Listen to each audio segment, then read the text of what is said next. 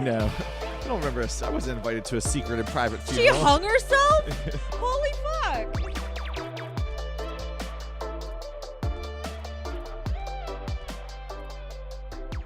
Well, hello. Hey, Welcome back. how's it going? I don't know. It's going. I'm alive, right? Yeah, I know. Okay. Here we are. We got Yeah. our drinks. We got a cat Not looking enough at me. yet. No, I need to grab I'm mine. like on a couple sips of my first one. I'm not. Yeah, I need a little more. I know. We should have waited. We should have like had a can and then come down and then whatever. We'll get funner as this goes on. Yeah, it's a gloomy day. Gotta turn this frown upside down. Yeah. Anyways, now that we finally have this all like settled, oh my god, I feel like it's been a process trying to get to this recording point today. We got dogs barking, people walking up above us. It's not the quietest atmosphere at the moment. No, there's a conspiracy against us to record. The world knows. We've got a lot of shit going on. We do. We're on episode 1, 2, 3, it's the 4, fifth episode? 5. 5? Probably. It's like in our third month of Yeah. posting at this point. Yeah, we're coming up with some ideas. Yeah, now most of these ideas will probably be in play by the time you're actually listening to this episode. Well, we don't know. Yeah, I know. We're very like laid back. It is what it is. It's gonna happen. We like to think that we'll have some of these ideas in motion. We just don't have our shit together. This episode is being recorded before any of them are being posted at this point, so we'll Stop giving away our secrets. they don't care. No judgment. No judgment. Right? Yeah. So Yeah, we're trying to get ideas for Patreon. So if this does come out and we don't have anything out yet, let us know what you guys want. Yeah, exactly. I mean, let's be real. We can adjust too. We can adjust. Yeah, it's loosey goosey. I think we have plans to have a TikTok page at some point just so we can kind of give little like funny clips or like spoilers or something, but short little sweet little conversation clip. We have plans to be creative. We're just slow. We're not trying to overwhelm ourselves. Yeah, I mean, it takes me a while to get creative. Mm-hmm. Yeah, try not to let all this fame of our one fan go to our head. Yeah. My mom and dad support well. No, I don't even think they're paying attention to my shit yet. No. So, no. Well, we do have some people looking forward to to these episodes. So yes. I think people will enjoy it. Well, then. I enjoy it. I have a great time. I want to bring up because you are not only part of this podcast, but you're also part of Gecko's Media, who produces the podcasts. Yes. So you had your first sort of event was it last weekend, right? It was. Yeah, we had there's a small little convention in South Jersey called South Jersey Geek Fest, aptly named, and we had a booth there, and it was very exciting.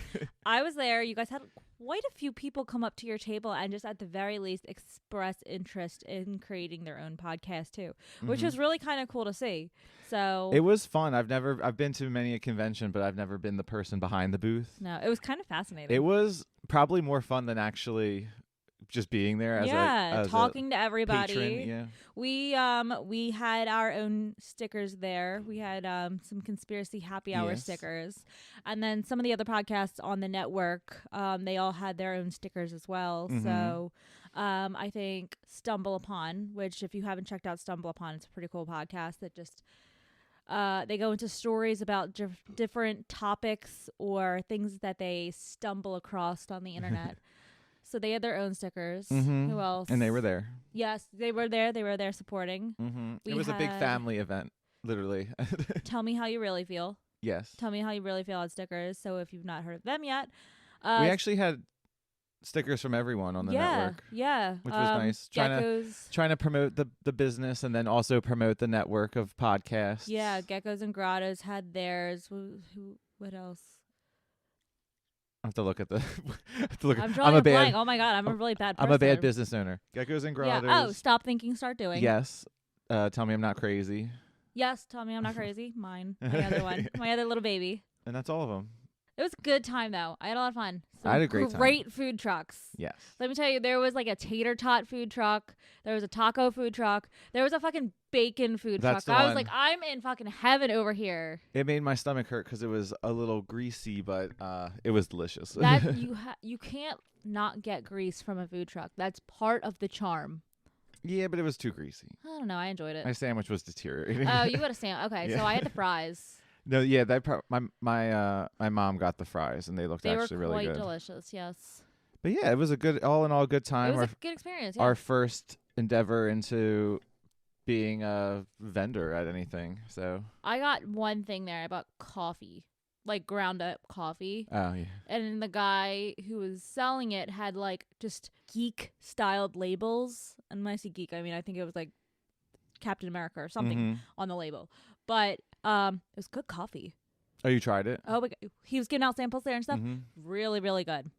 I'll have to. I should have brought his like business card down so I could plug him, but like I have no idea who he is. Yeah. So Yeah, I never buy anything really at conventions. No, me unless neither. sometimes I buy art, but Not this one. not this one. You were too busy. I was exhausted after it though. No, I wanted to go to bed right I away. had stupid Easter the next And then we day. didn't. We went out and celebrated. So Yeah. just leave it to us. Then I had to celebrate Easter.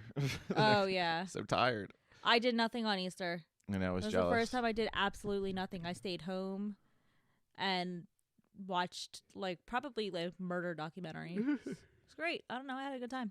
Let's should we dive into what our Mandela effect fact of the day is? Yeah, hit me. I mean, this is probably the most common Mandela effect. I can never say that. I mess up every time. But anyway, it's probably one of the most common ones that you've heard of already. So when I was growing up, I used to watch Berenstain Bears all the time on TV. And I even say Berenstain Bears.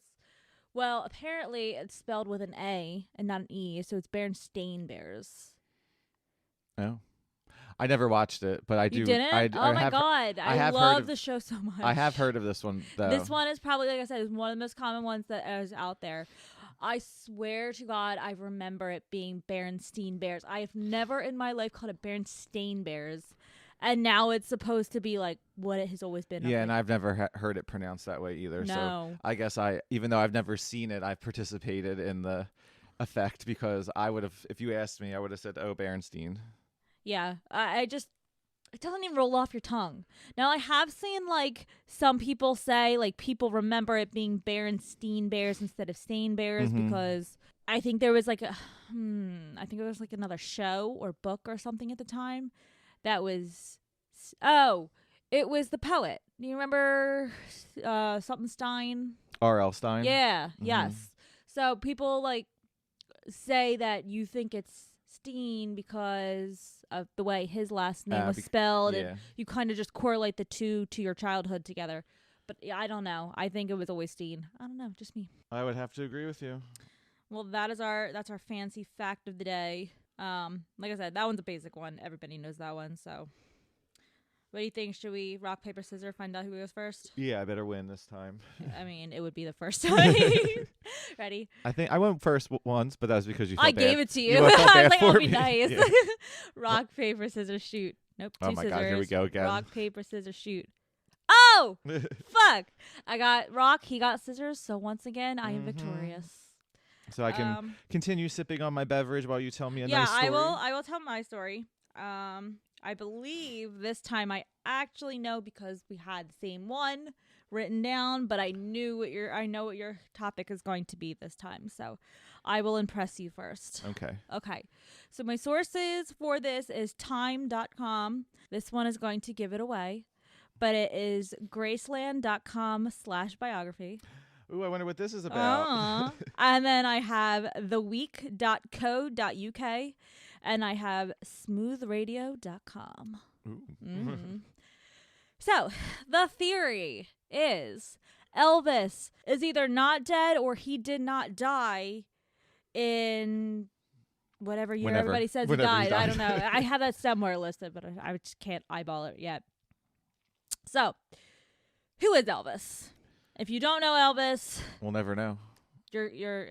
He's got to be one of the most known musicians. He's like a Michael Jackson equivalent. Mm-hmm.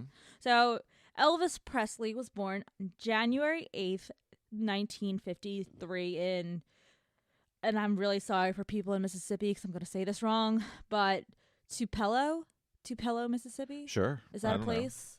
I don't know. Never been to Mississippi. No. He was an only child, and him and his parents moved to Memphis, Tennessee in 1948. He was a legendary singer, movie star who became known as the King of Rock and Roll. Just some little Elvis facts for you here. He starred in 33 successful films. He made history with his television appearances and specials, and broke many records for amount of people he had at live concerts. He performed in Vegas and on tours around the world. He globally sold over 1 billion records, more than any other artist of the time. His American sales have earned him gold, platinum, or multi-platinum awards. Many of his achievements among his achievements were 14 Grammy-nominated wins and 3 wins from the National Academy of Recording Artists and Sciences, the Grammy Lifetime Achievement Award, which he received at age 36, and his being named one of 10 outstanding young men of the nation in 1970 by the United States Jaycees. I don't know what that is. I don't either. Okay. Sounds important. Yeah, exactly. Without any of the special privileges his celebrity status afforded him, Elvis honorably served his country in the United States Army also. He ended up dying of heart failure at about 45 on August 16th, 1997. There's the date that I was looking for. There you go. That's it. And although it was a very clear statement from the coroner's office, many people who are the diehard Elvis fans believe that he did not really die at that point, and that there are multiple conspiracies surrounding his death. So there's actually more than I realized that there were. And I think a lot of it is just more so not a conspiracy, but an Elvis sighting. Okay. So we'll see what we got here. They saw him die on the toilet. Is that a thing? Isn't that where? I thought that's where he died. No, he just said he had a heart attack or something. Yeah, where? Oh, I don't know. Now I got to find out if he died on the On toilet. toilet. So, maybe that's a Mandela effect too. Oh, it could be. I like it. So Elvis died on the toilet. Yeah. No, he Did didn't. Elvis die on a no, toilet? he didn't. I swear to God. So the first theory is the black helicopter. So people claim that a black helicopter holds the key to his disappearance. There was sightings of a helicopter landing in Graceland at his mansion in Memphis, Tennessee, hours before Presley's body was discovered. Fans speculate that Elvis was picked up from his home and flown to Bermuda, where he lay low when he became tired of the fame. So that was just an interesting, like I said, that's part of the theory, but I mean, this also could be like a spotting. People say they saw him getting into a helicopter, so we'll see. The first official sighting. Soon after Presley's death, a man traveled to the Memphis airport and purchased a one-way ticket to Buenos Aires, Argentina. Cool. Allegedly, the man looked a lot, same features and everything, a lot like Elvis. The man booked the flight with the name John Burroughs, which was to be an alias of Elvis that he used when booking hotels, which is really odd. That's a quinky thing. I need to fact check that one more because I would like to see like the reservation. Yeah. But that one is pretty cool, I think. Then we have the groundsman theory. So, after faking his death, air quote, Elvis returned to live at Graceland disguised as a groundskeeper.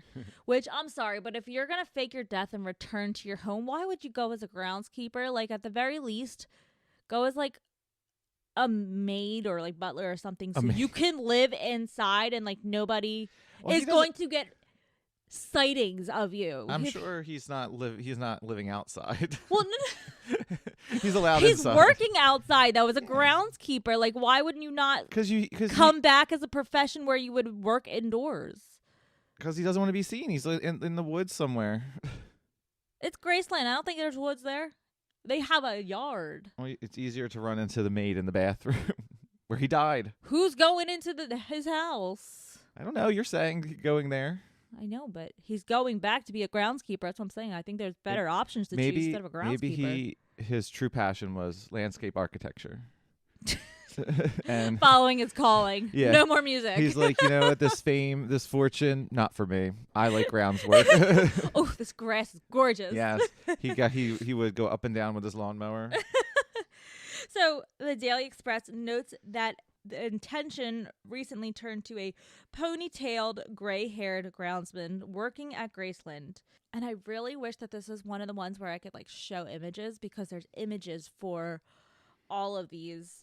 So there's I have to save that for the Instagram. I'll have to save this when we post this episode. I'll save it. But there is a YouTube video of a gray-haired ponytail man who's the groundskeepers at Graceland, who's going back and forth mowing the lawn. So I have watched it. The features are close. It's not him, because like you can tell saying, like it's not the same person. They're saying that it was a recent sighting. So they're saying at this time he would have been 83. Mm-hmm. There's no way, like my grandfather passed away at 90. There's no way an 83-year-old man is a groundskeeper at a mansion mowing the lawn. Really? In Tennessee. Like sweating his ass off probably. Was it a ride-on mower? No, he was a push mower. Oh. So that's what I'm saying. There's no. Theory's falling apart. Yeah. So, like I said, some argue that the man in the video appears to be too short for Elvis, but still has not stopped the speculation. I guess he's tall. I don't really know. I think he was tall. Okay. I think he was like 6 something. Definitely tall for me. I'm like 5'2". Yeah. So I think he was a large man. So this one I actually had to look up today because I wanted to see the comparison. I lost my drink. Sorry. Found it. You look like you're in a panic state. Oh my God. I found it. Continue. So this one I actually had to look up today because I had no idea who this person was. But there is a pastor that goes by the name of Bob Joyce, and he is from Arkansas. And there are speculations that Elvis, after he left the music industry, decided to become a pastor. And is living in Arkansas his other as passion. Bob Joyce. I guess so. Some of his sermons are kind of resemble some lyrics from Elvis's songs. I'm sorry. He uses some lines. I'm just picturing a pastor in the front of the church giving a sermon, and he's like, "You ain't nothing but a hound dog." Don't be a hound dog. Love thy neighbor. Be a Labrador. Yeah. Be loyal. Yes. Be a golden retriever. Don't be a hound dog. Hound dogs are loud. Oh my God. No, so like I said, I had to look this one up today because I had no idea who Bob Joyce is. Uh-huh. Out of all of these conspiracies, I don't see this one being true, but the two people look very similar. Like if you Google it, and like I said, this is what I'm gonna have to post. Oh, these two people actually looked similar. Bob Joyce and Elvis. Bob Joyce, yeah, and Elvis. If you start typing in Bob Joyce into your Google search, it will populate a Bob Joyce versus Elvis photo, and they have very, very similar like features. Bob Joyce's face is a little rounder. Obviously, he's older than Elvis was when he died, but I mean, they do look extremely similar. Whether or not it's Elvis. Yes, I pulled it up right now. I'm looking at it. It's crazy, right? They look similar, but I think they look extremely similar. I don't think they're the same person. No, so I don't either. But that's the thing. A lot of people have like similar facial structure or like bone cheeks or like jaws or chins or whatever. Not everybody is Elvis. No. Not everybody is Elvis. And now, what is it? What do you got going over there? I'm just looking. They like superimposed it on Elvis. Oh, that was another thing too. It was like they blended the two pictures of Elvis and Bob Joyce together. That's what I'm looking at. Yes. Yeah. Okay. Ooh, let me see. Show me. This is really good for an I did not look that one up. Yeah, I know. I'm sorry. This is making everybody feel very left out. That's what I said. We're going to have to like definitely post some pictures so you can at least look at our Instagram as we're talking about this one. Can you see it? It's a little creepy, to be honest. It is creepy. It's kind of creepy.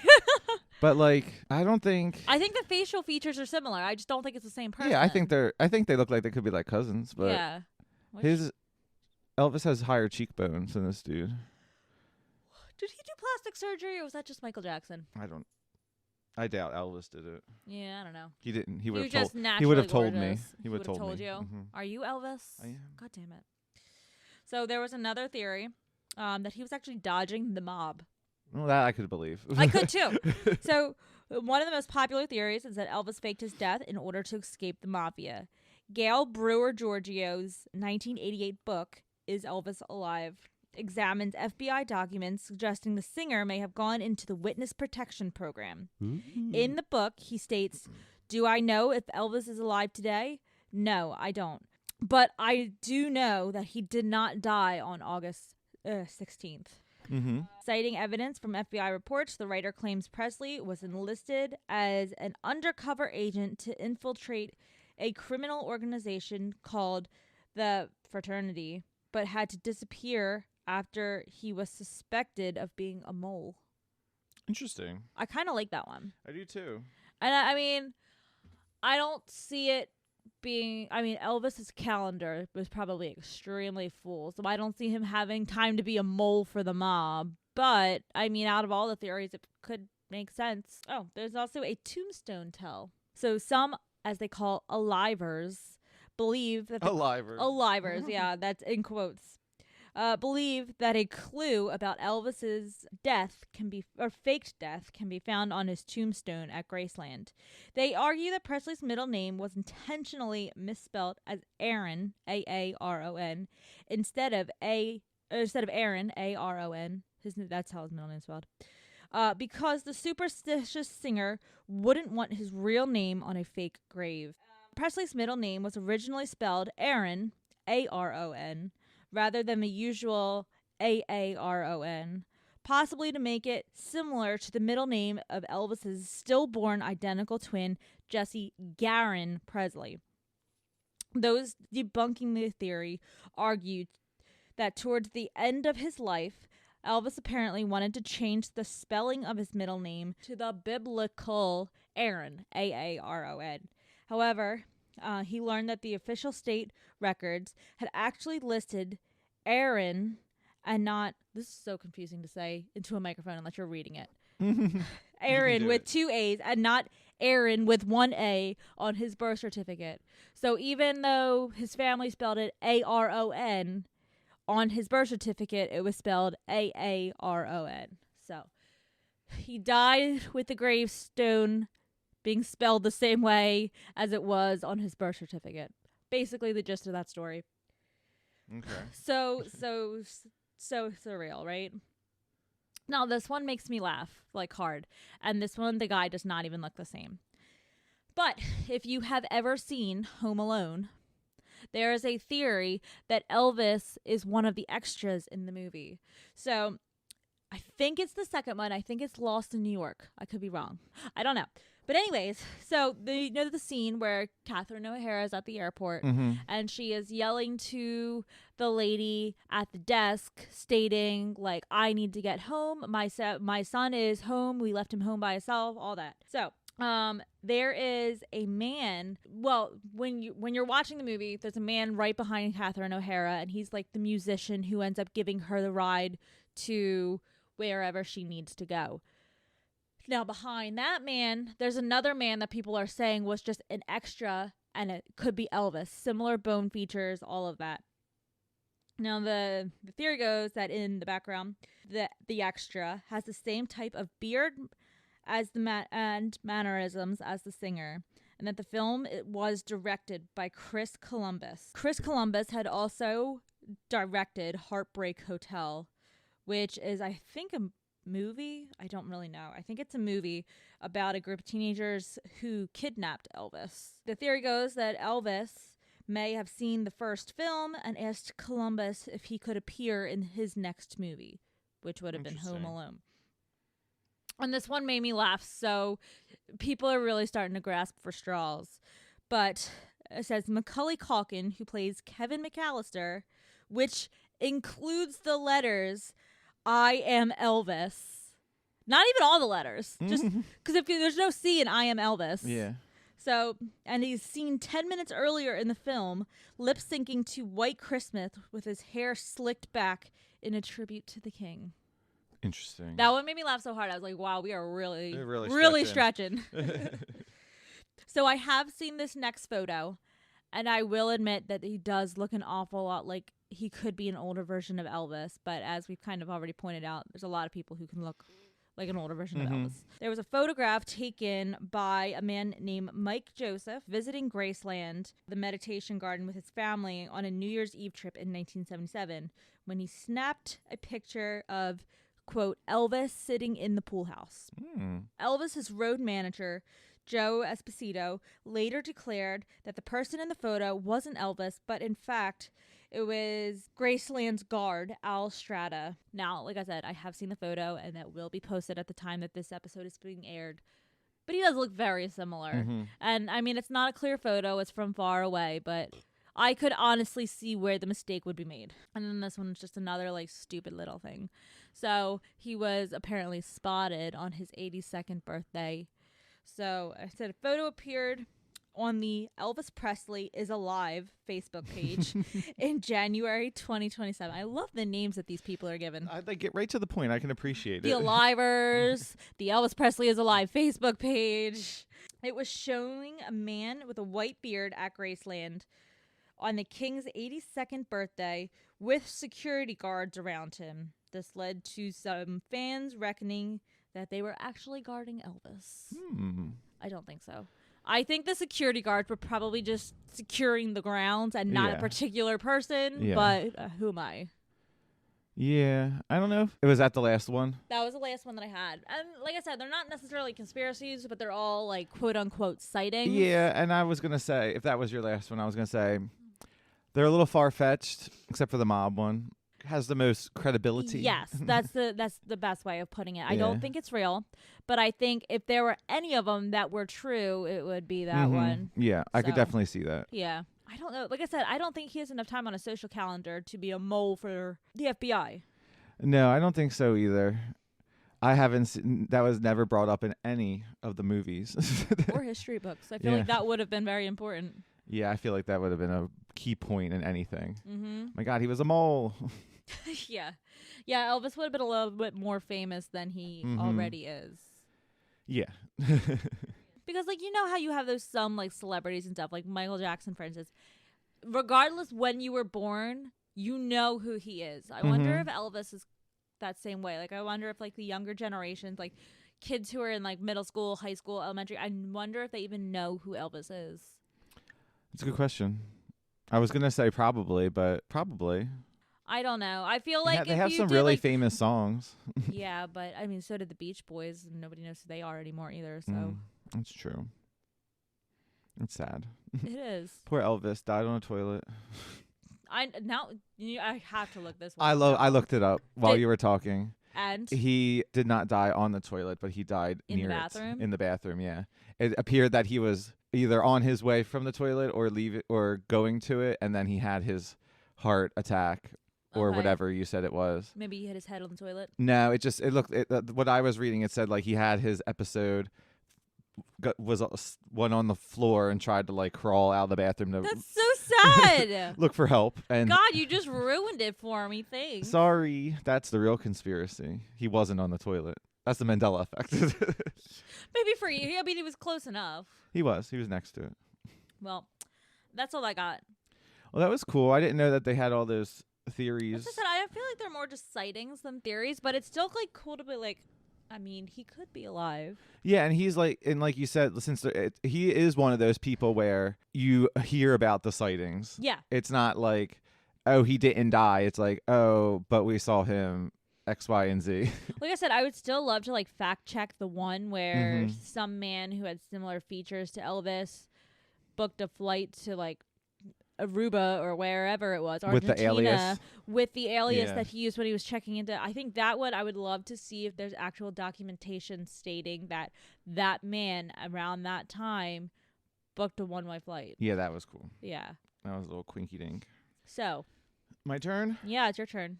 Okay, so mine is also a celebrity. Okay. That it's funny because you mentioned Alivers. I was like, would mine be the opposite? Deaders? because I chose the conspiracy that Avril Lavigne has been replaced with a doppelganger. I love this conspiracy so much, and I like all the facts surrounding it. It's wild. I knew about this theory for a while. Like, it's just one of those fun ones. Mm-hmm. But never really looked into it. I just knew about the theory that everyone thinks that, excuse me, well, not everyone, but people think that she's been replaced. So my sources for this are Wikipedia. Please donate. Oh, I love Wikipedia. I know. And the blog that started it all. Wait, is that the name of the... No. Oh, okay. I was like, shit. This is the blog. The blog that started this conspiracy theory is Avril. Oh my God, I'm gonna have to speak Spanish, Portuguese. Avril está morta, which Avril is dead. yeah.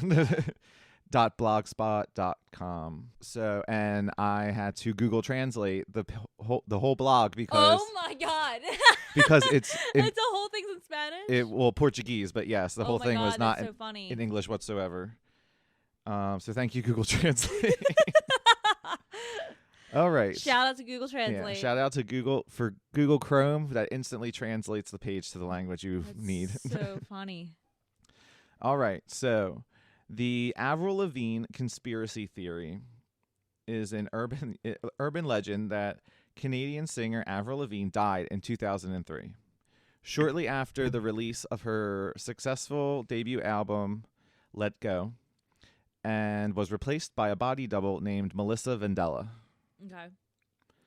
Evidence used to support this theory include changes in Avril's appearance between 2003 and present day, supposed subliminal messaging in her follow-up effort, aka her next CD, Under My Skin. Did that come out shortly after, or is it like a couple years difference? I don't know. I think it was a couple years. I was trying to remember. There would have been, if the theory holds water, there would have been enough time for Melissa to be groomed. Yeah. Before releasing the album. Yeah, and a photo shoot in which Avril has the name Melissa written on her hand. Before she died. I guess. Okay. Or that was Melissa. Oh, okay. I see where you're going with it. The origins of the theory can be traced back to an 2011 Brazilian blog, Avril está morta, Avril is dead, which led to conversations on internet forums sharing supposed evidence of Avril's replacement. The theory gained more traction in 2017 when a Twitter user posted a thread recounting the theory. Avril herself has denied the rumors on multiple occasions. Of course she would, because she's Melissa. According to the conspiracy theory... Oh, no, sorry. I'm skipping ahead in my own notes.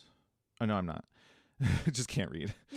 According to the conspiracy theory, a lookalike named Melissa was originally hired to distract paparazzi, protecting a reclusive Avril, which... I guess this was the body double. Yeah, while she was still alive. some celebrities do this. Yeah. It's not unheard of. It's alleged that Avril's friended Melissa then shortly after, before the singer's supposed death. Her body double was taught how to sing and perform like the musician. That after Lavigne's death, her record company buried the news and replaced her with Melissa Vandella for a continued profit, and that Melissa recorded all of Avril's future work. I'm sorry, but if people are really that indispensable, where they would rather just keep the person quote unquote alive for the music, I mean, what about her family? They would have obviously been grieving for the death of their actual daughter. Yeah, they don't care. Instead of how can we keep this Avril thing going and continue to get money? It's what makes the world go round, right? What did you do? I lost my spot. It's okay. You can cut it out. Yeah. Cut it.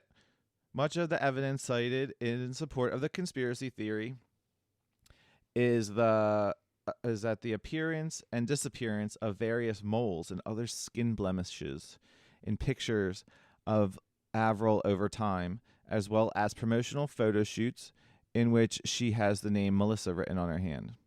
The blemish thing, Photoshop's been I around was for a gonna while. say there's photoshops, there's cosmetic surgery. There's a whole there's a it's whole not, movement that is. Sorry, I'm readjusting.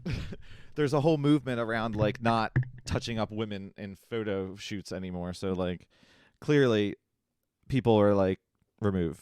Yeah. Whoever's editing the photo that that's day. not that like unheard of. No, it's nothing I would start a conspiracy theory over. That's how like people look this skinny in pictures, and then when they get blasted in the tabloids, they look like 10 times chunkier. Exactly. The conspiracy theory soon gained traction on various internet forums such as ATLR and Godlike Productions, where self-proclaimed Avril Rangers shared evidence. I guess that's what Avril Rangers. called her fans. So like that's their groupie, like Avril's actually dead. Like the Beehive or like the Alivers. Yeah. It's just the Avril Rangers. The Avril Rangers. I love that. One ATRL post in 2012. Sorry, the microphone's like blocking my line of sight. Yep. One post in 2012 suggested that the original Avril may actually be alive, posting a picture of what appeared to be the singers buying cheese at a time when new Avril was supposedly battling Lyme disease. I guess you can't have cheese with Lyme disease. Oh. Or maybe you just can't be out. Usually means you can't be in the sun, but it's just a weird like, oh, she's buying cheese. She's buying cheese. In addition to the changes in her appearance, the theory alleges that the title and artwork for Avril's second album, Under My Skin, as well as lyrics of songs like My Happy Ending and Together are subliminal messaging. Okay. The original blog post further suggests that Melissa feels guilt over participating in this farce, leading to the subliminal messaging. I do love that song though. I mean, much for my happy ending. She has a lot of good songs. I know. I want to go listen to her in the car now. I feel like go take a drive and just listen to her. I know. When I was doing this research, I was listening to Avril, getting in the mood, getting in the headspace of Melissa. Yeah. Okay, so here are the 10 main points of this theory, courtesy of the blog that I copy and pasted. But it was really the blog. I recommend anyone who's listening, if you want to investigate this further, please visit the blog post avrilisdead.whatever.com, because this person goes into detail. They have the videos posted. They say go to this timestamp. They tell you their whole detail. I try to pull out some things, but please visit the blog post for further detail. So here are the 10 main points of this theory. Different faces, mainly the nose. Faces in like bone structure, or faces in like the moles? Well, they're pointing out the nose, so bone structure. Bone structure.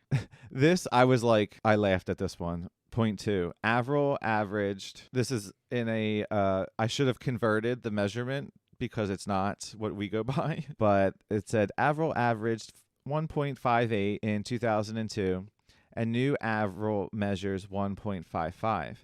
People don't decrease in size. Yes, they do. Only in old age. Oh. No, that you do shrink when you get old. Yeah. That's why I read this and I was like, no, you do get smaller when you get older. It's called osteoporosis. Yes. The voice of new Avril is apparently noted to be slightly different. She can't reach the same notes as the old Avril could sing in songs. An example is if you listen to Complicated versus with I'm With You, you can hear a difference apparently. Well, your voice also does change when you get older. But just listening to two different songs doesn't prove that she can't hit the same notes anymore. It proves that her song has different notes. And you could even go and probably have two different producers. Yeah. Or maybe her style's just changed. Mm-hmm. Point 4, the subliminal messages of the CD Under My Skin, cover booklet and lyrics, and more hidden messages in the various songs. Evan Tubenfeld, which is the band's guitarist, left the band the year Under My Skin was released and made a song saying he lost his best friend. The handwriting has changed. The new Avril even uses another autograph. Sudden changes in personality, way of being, style, etc. The old Avril said She would never wear cute, trendy clothes in the diva style. She hated singers who did the I guess this is a style, Petrinchia style. I don't fucking know what that means. And she hated the term diva. And the new one dresses that way and gets the title of diva and doesn't care. Yeah, but I feel like that all has to do with like the world maturing, her maturing, getting older. Yeah, and like different styles. I could even agree and say her style did change, but she still sticks to like the punk rock style. Like it's not. I don't know. Well, her music changed too. Now she's one of those like, doesn't she do like that Chinese like styled music? Cause like she had one video with like the backup dancers, and I can't think of, maybe that's the style that you just read, but I can't think of it.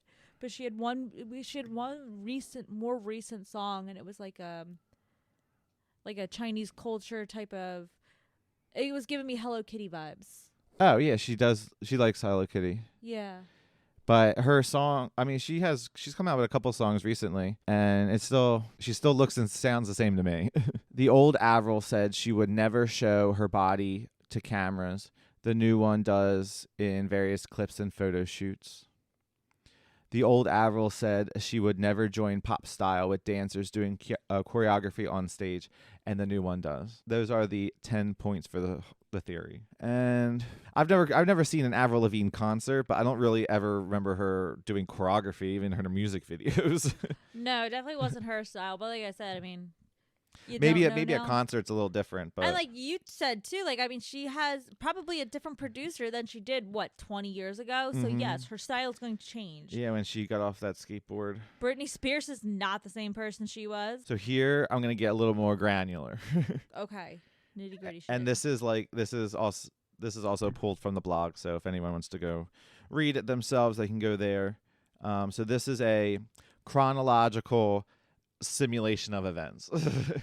Simulation as in like this is what conspiracy this is the conspiracy theory is saying happened in literally date order. Okay. Shoot. So this reenactment of Avril Lavigne's death starts in 2003, how she would have been replaced by the doppelganger. So it starts in 1998. This is when Avril begins her career. This is not when the body snatching happened. This is like the beginning of this is the beginning of Avril. Avril Lavigne in 1998 is 13 years old, wins a song singing contest, which I do actually remember this part.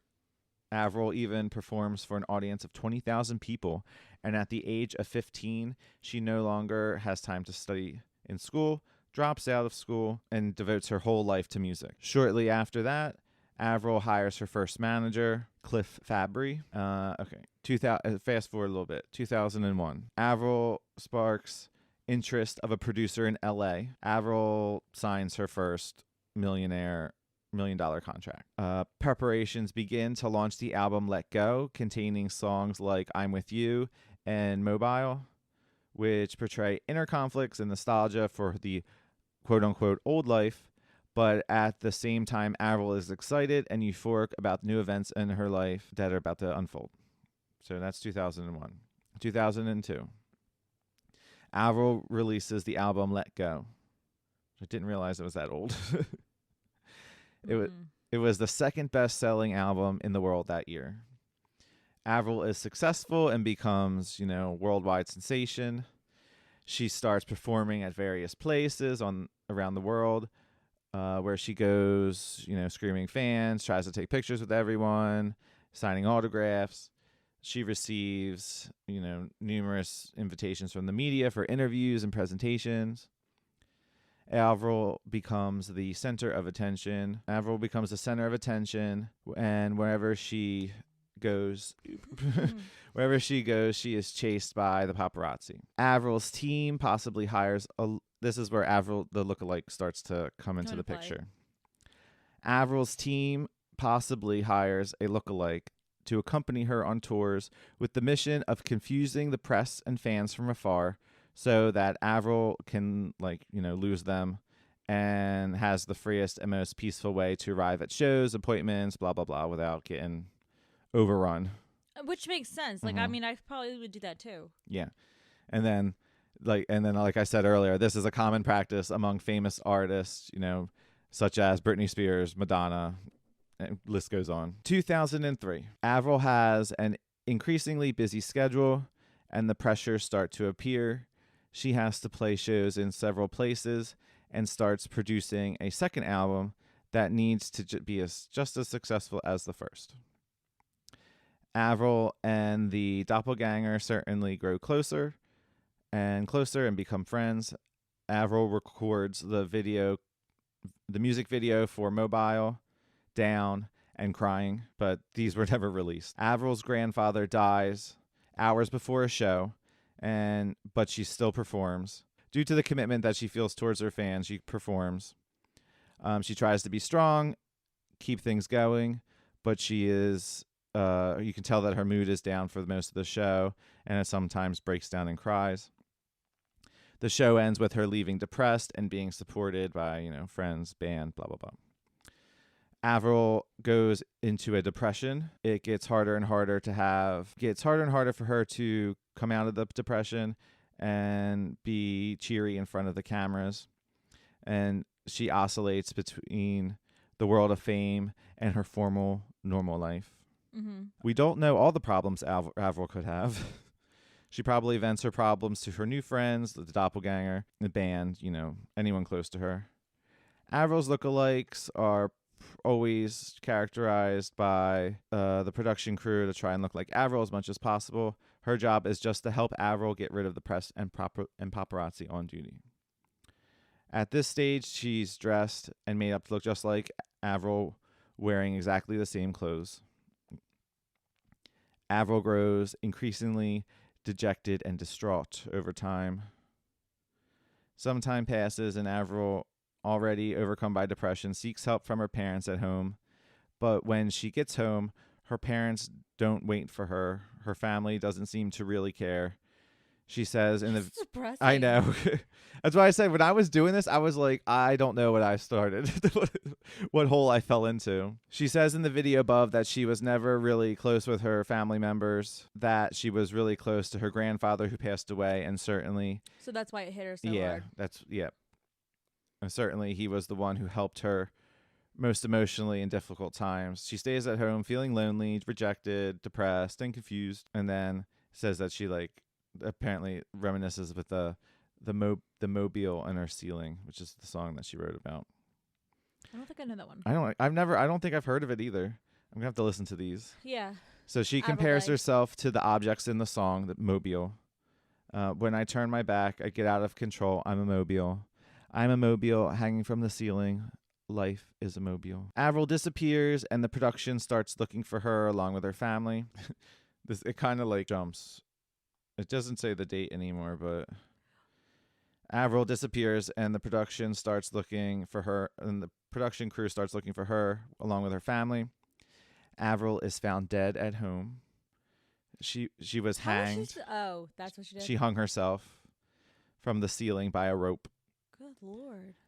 The production manages to convince Avril's family not to disclose her death yet, as the second CD was already in the project, ready to be released.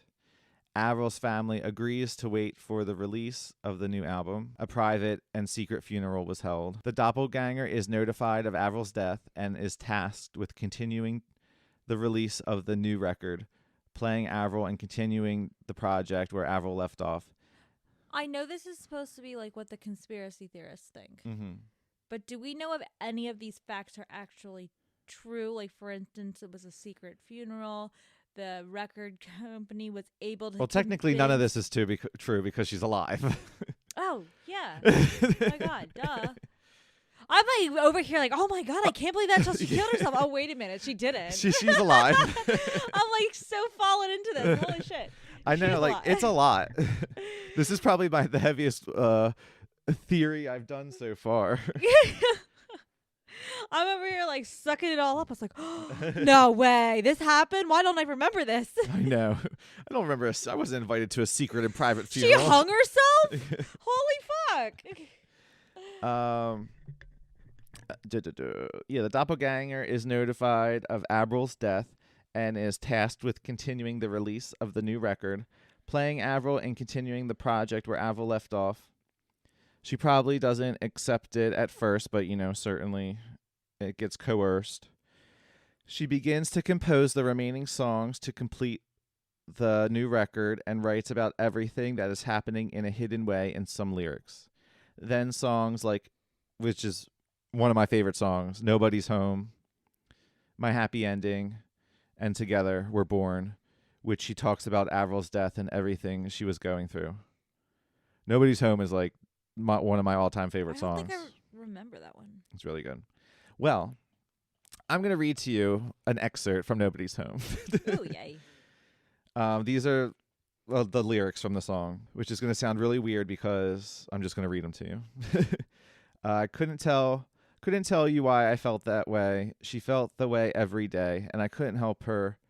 I just watched her make the same mistakes again, which, she's the doppelganger. She's watching Avril Lavigne become increasingly depressed. What's wrong? What's wrong now? So many problems. Don't know where she belongs. Oh, I do know this one. Okay. She wants to go home, but there's no one home.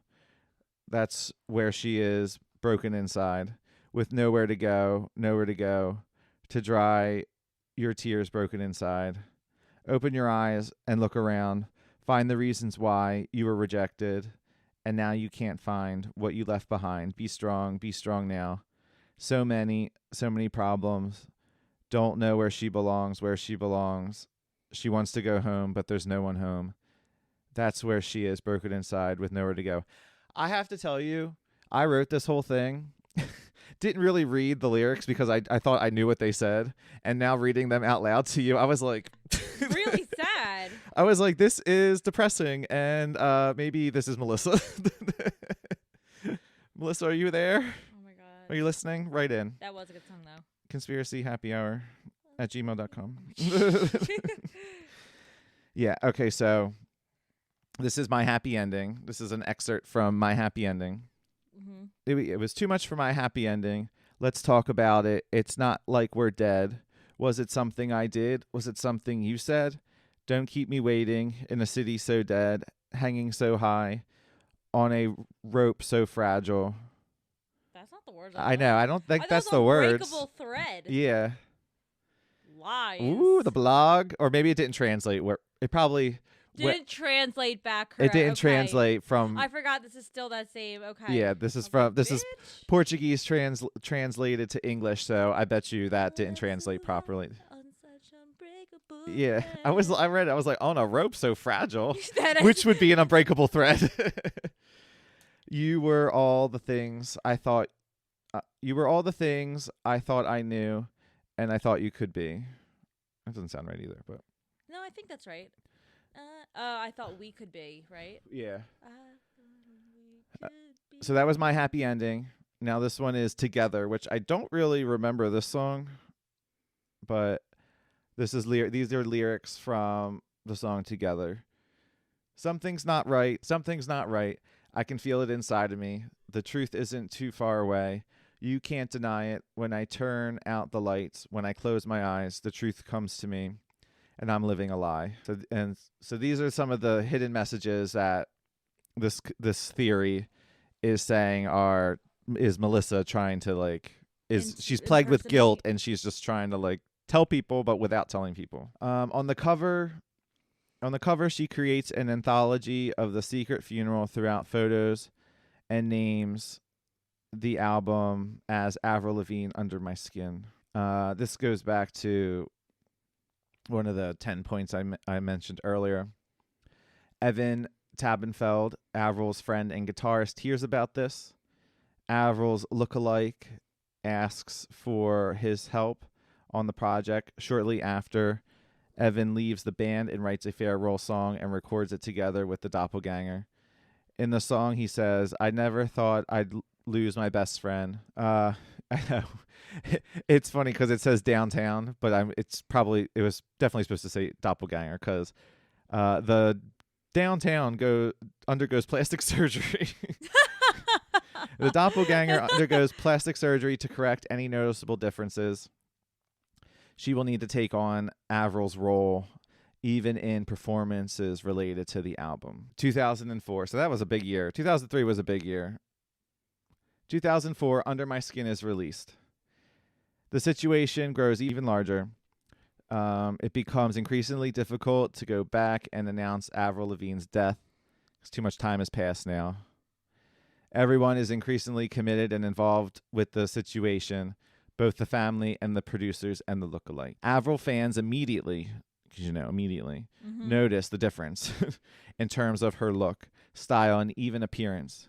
The media itself begins to speculate and comment on physical differences, but insinuate that Avril Lavigne would have had some plastic surgery. I feel like Avril Lavigne is not that person, though. I don't think so either. She's not. I don't think she looks any person. different. She doesn't want to be fake. Yeah, and I don't think she looks any different. No, if anything, she's older. Yeah. She's 20 years older than she started.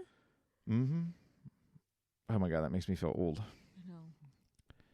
I know. The lookalike continues to adapt and as much as possible to the situation and achieves public acceptance. She moves on.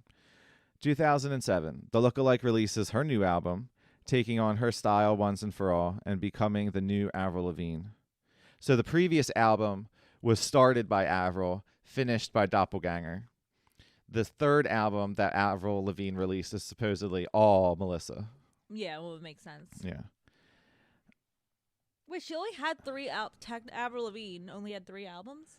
I don't know how many total. I was going to say, I feel like there's a whole lot more than that. She herself doesn't want to go back anymore because she is living her dream of Cinderella, as she says in the song, The Best Damn Thing. This was a good album. I remember this album too. I think I do. Where are the hopes? Where are the dreams? My scene from the Cinderella story.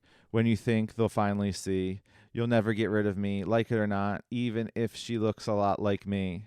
We are not the same. That's a creepy line, like, related to this conspiracy? Yeah. Yeah. Once again, there is a stir, this time stronger among fans who claim that Avril has changed too much. Older fans don't like Avril anymore. That's not true. I love Avril. Mm-hmm. However, and her new songs are good too. However, the new Avril begins to gain new fans, younger and who did not know of the old Avril.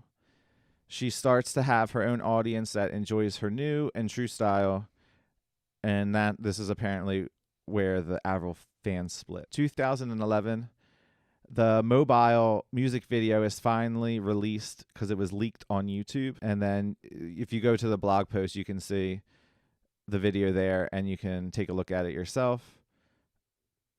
Still in 2011, the blog began to be written and the subject became popular once again. And apparently in 2014, the Brazilian press finally decided to question the new Avril on the subject. So that's the theory in a nutshell. Yeah, but like let's be real. They can press her all they want and like try to get the truth. She's not going to tell if she's not the real Avril Lavigne. She's in too deep at this point. Yeah, it's been 20 years. Yeah. She's it. The first time Avril addressed these rumors was in November 2017.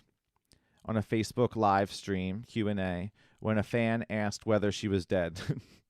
To which Avril responded, "No, I'm not dead. I'm here." She went on to say that the theory was spawned because, quote unquote, people are just bored and needed something to talk about, which is probably true. Probably true. The question was broached again in November 2018 interview with an Australian radio station. When asked about the theory, the singer responded, "Some people think that I'm not the real me, which is so weird. Like, why would they even think that?" Radio host Kyle and Jackie O said that Avril never actually flat out denied it, that she had been replaced, and suggested that technology difficulties during the interview was a suspicious coincidence. And in a 2000, so they're basically feeding into all of the people. In a 2019 interview with Entertainment Weekly, Avril addressed the theory directly, calling it dumb internet rumor and saying that she was flabbergasted that people bought into it. And then there was one little note is that in 2013, a separate death hoax alleged that Avril died in a snowboarding accident in Whistler, Canada. And that, So wait, there's a conspiracy that she died later on in life in a snowboarding accident? yes, I gotta there, look that one up. yeah, I know. Because this one starts in, I think this one has her dying in 2003, and the snowboarding one has her dying in 2013. 10 years later. Yeah. So that Interesting. is the Avril Lavigne doppelganger. I like that one. I like the fact that you were able to put it all into like a timeline of like, so this is where she started in her career, then this is where like she started getting press. This is where people say this happened, like that. I like the way that was all listed out. Yes, you can thank avrilisdead.blogspot.com. No, Avril S. Morto. Yes. Morta? S. Morta. Morta. Yeah. Well, Avril Lavigne, if you're listening and you want to come on and give your 2 cents, we'd be more than happy to have Yes, we would love to hear how you died. you. You can come into my I'm not. I'm gonna say you can come into my basement and talk with us. That sounds just really creepy. But in all fairness, we're recording in a basement right now. So Yeah.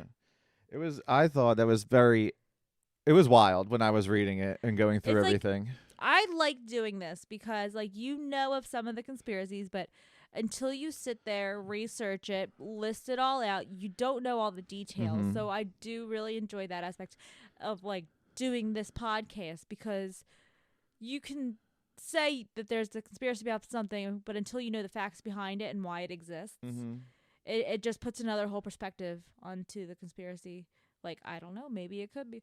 Maybe Avril really did die and hang herself. Maybe Elvis really is still alive. Maybe. We kind of just like switched them up. Elvis is still alive, but Avril's dead. I know. That's why I said maybe mine are called deaders. Yeah. They're not alivers. Yeah. I don't know. Yeah. That was a good one. So what do you think? You think Melissa's real? I think people want her. I think people want the conspiracy to be fake. But I'm sorry. I just think Melissa very well could be a body double, and I think that there's definitely validation to having a body double, especially when you're a celebrity, but I don't think Avril passed away, and I don't think Melissa took over her life. Because like I said, I don't know how all family dynamics work, but in my family, my parents would not just be like, all right, my daughter died, let's just try to brush it under the rug and use this other person as my daughter instead. Like that's just really, really creepy and really morbid to me.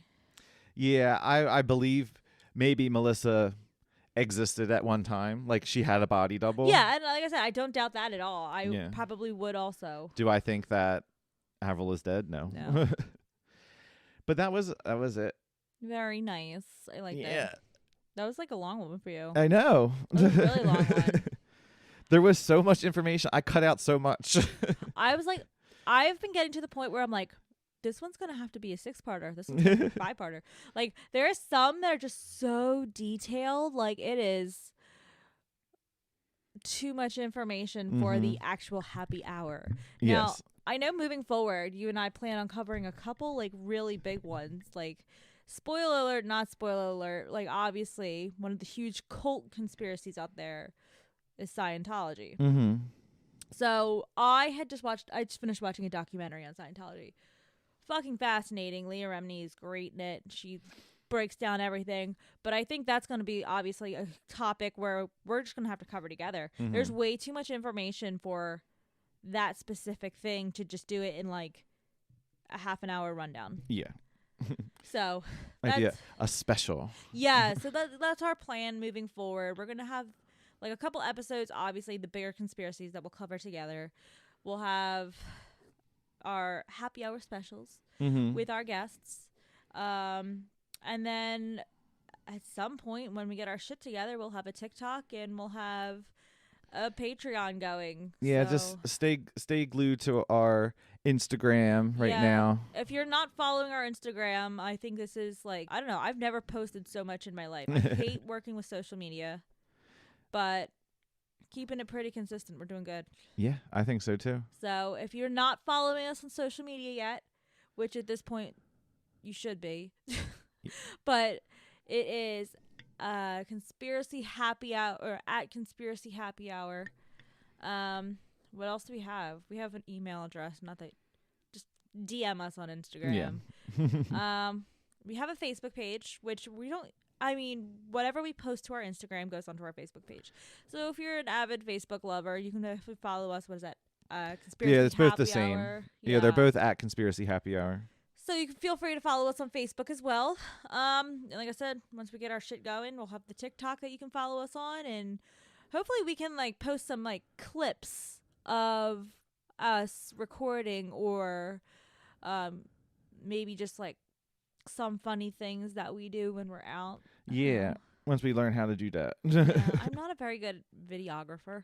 So I know. you're going to see a camera bouncing all around, grainy footage. We're millennials that are really bad with technology. Exactly. Even though we like work in the technology field, it just doesn't. No. Nope. So, but yeah, that was a good episode. It was a lot of fun. It was. We have another one coming out in 2 weeks for you guys, and probably recording the same day for us. So, Yeah. But so tune in next time. yes, I don't even know what the topics are going to be next time, but we'll figure it out. Yeah, it'll be a surprise for both of us. Yeah, as always. All right. Goodbye. Bye, everyone. Peace out.